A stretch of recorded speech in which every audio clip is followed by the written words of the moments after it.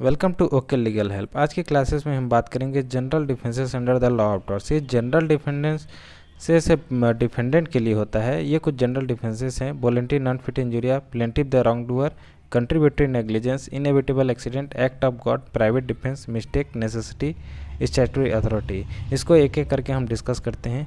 Voluntary non fit injuria, free consent to harm अगर दे रहा है प्लेंटिव तो उसमें वो रेमेडी क्लेम नहीं कर सकता। कंसेंट दो तरीके से दिया जा सकता है, एक एक्सप्रेस, दूसरा इम्प्लाइड। फ्री कंसेंट वो होता है जिसमें कोई फ्रॉड द्वारा या कंपल्सन द्वारा या मिस्टेकन इंप्रेशन द्वारा वो कंसेंट ना लिया गया हो। इस डॉक्ट्राइन के दो लिमिटेशंस हैं, एक हो गया रिस्क्यू केसेस, दूसरा हो गया अनफेयर कॉन्ट्रैक्ट टर्म्स। इसमें एक केस डिस्कस करते हैं, स्मिथ वर्सेस बेकर।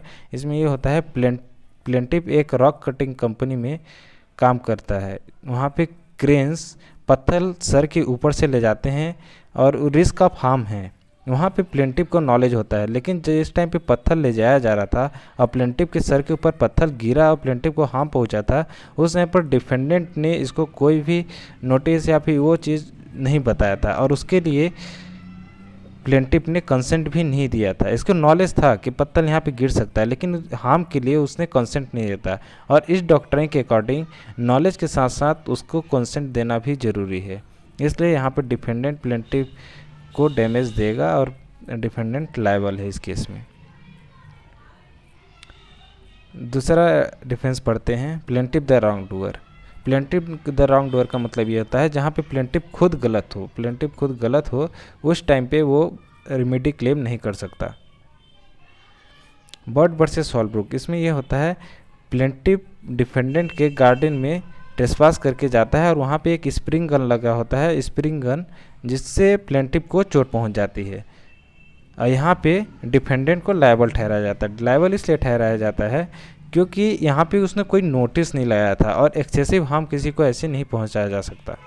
यहाँ पे एक्सेसिव हार्म पहुँचाया था डिफेंडेंट, लेकिन यहाँ पे अगर प्लेंटिव को एक नोटिस मिलता, डिफेंडेंट गार्डन के बाहर एक नोटिस लगाया था कि यहाँ पे खतरा है, यहाँ पे आना मना है, और प्लेंटिव उस टाइम पे अगर वहाँ पे गार्डन में जाता है, उसको चोट पहुँच जाती है, उस केस में प्लेंटिव क्लेम नहीं कर सकता डैमेज, क्योंकि यहाँ फिर ये आ जाएगा प्लेंटिव द रॉन्ग डूअर के केस में आ जाएगा फिर वो। कंट्रीब्यूटरी नेग्लिजेंस, कंट्रीब्यूटरी नेग्लिजेंस मतलब ये होता है कि जो इंसिडेंट हुआ उसमें प्लेंटिव भी जिम्मेदार है, प्लेंटिव भी जिम्मेदार है। योगेंद्र पाल चौधरी वर्सेस दुर्गा दास के केस में ये होता है, योगेंद्र पाल जो प्लेंटिव है और एक हो गया डिफेंडेंट।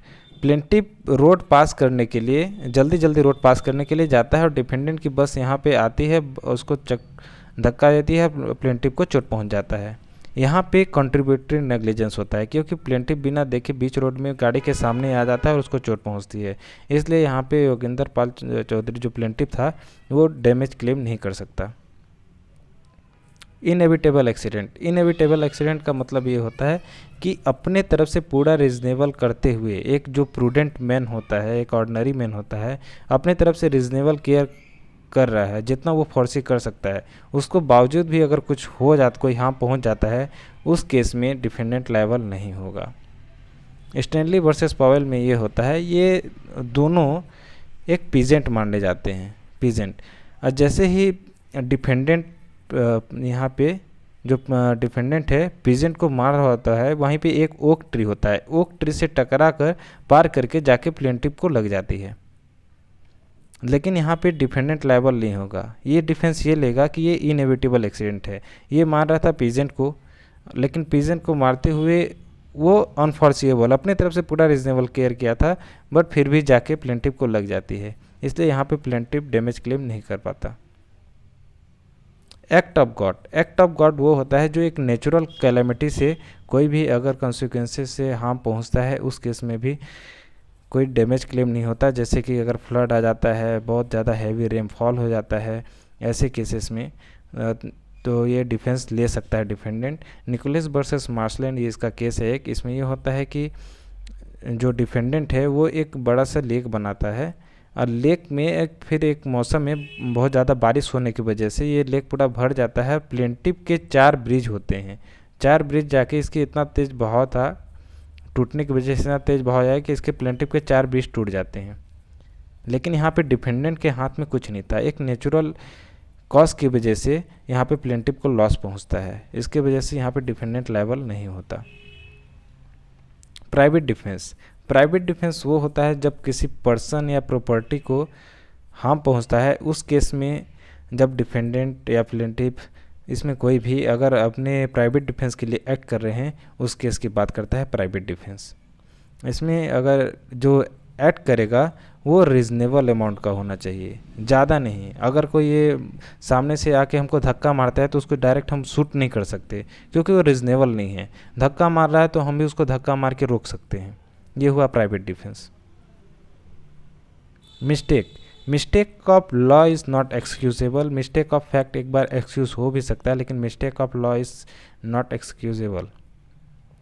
लेकिन कुछ केसेस ऐसे होते हैं जहाँ पे मिस्टेक को एक्सक्यूज़ किया जा सकता है। वो केसेस हैं जहाँ पे एक स्ट्रांग बिलीफ रहता है कि यही होगा, बट एक्चुअल में नहीं होता। उस केसेस में मिस्टेक का काम आता है, जैसे कि एग्जांपल फॉर मैलिशियस प्रोसिक्यूशन।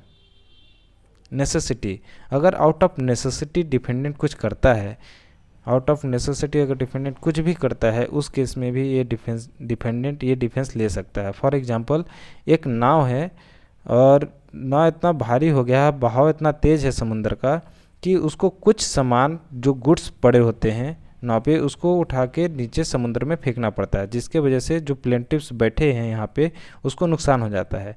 फिर भी यहाँ पे डिफेंडेंट लायबल नहीं होगा, क्योंकि ये यहाँ पे ज़रूरत था। अगर गुड्स को नहीं फेंकता तो हम सबकी जान भी जा सकती थी, इसलिए आउट ऑफ नेसेसिटी काम किया था। And defendant is not liable. Statutory authority दो तरीके का होता है, एक हो गया एब्सोल्यूट, दूसरा हो गया कंडीशनल। एब्सोल्यूट ये होता है जिसमें लायबिलिटी नहीं होती, किसी भी तरीके से लायबिलिटी नहीं बनती। फॉर एग्जांपल रेलवे कंपनी, इसमें अगर कुछ भी हार्म पहुंचता है किसी को तो कोई भी लायबिलिटी रेलवे कंपनी की नहीं बनती है। जैसे रेल चलने की वजह से जो नॉइस होगा, नॉइस पे कोई केस नहीं कर, नॉइस का कोई भी क्लेम नहीं बनेगा। वाइब्रेशन होती है, प्राइवेट लैंड को हानि पहुंचती है, इस सब का केसेस रेलवे कंपनी पे नहीं बनती। कंडीशनल ये होता है अगर स्टैट्यूटरी अथॉरिटी एक कंडीशन दिया, जैसे इसमें मेट्रोपॉलिटन एसाइलम डिस्ट्रिक्ट वर्सेस हिल में ये होता है कि एक हॉस्पिटल वहाँ पे बनाया जाता है। हॉस्पिटल एक रेजिडेंशियल एरिया में बनाया जाता है और ये कहा जाता है, हॉस्पिटल को निर्देश दिया जाता है कि जब हॉस्पिटल कंस्ट्रक्ट कर रहे हो उस टाइम पे रेजिडेंस को कोई भी प्रॉब्लम नहीं पहुँचनी चाहिए। अगर रेसिडेंस को प्रॉब्लम पहुंची तो वहाँ पे कंपनी हटाना पड़ेगा, हॉस्पिटल वहाँ से हटाना पड़ेगा। और इसके हॉस्पिटल बनने के बाद जब बनने लगा तो रेसिडेंट को प्रॉब्लम होने लगी, जिसके वजह से फिर एक इंजंक्शन पास होता है और हॉस्पिटल को हटाया जाता है। ये होता है एक conditional authority. Thank you and most welcome to okay legal help. मिलते हैं नेक्स्ट लेक्चर में।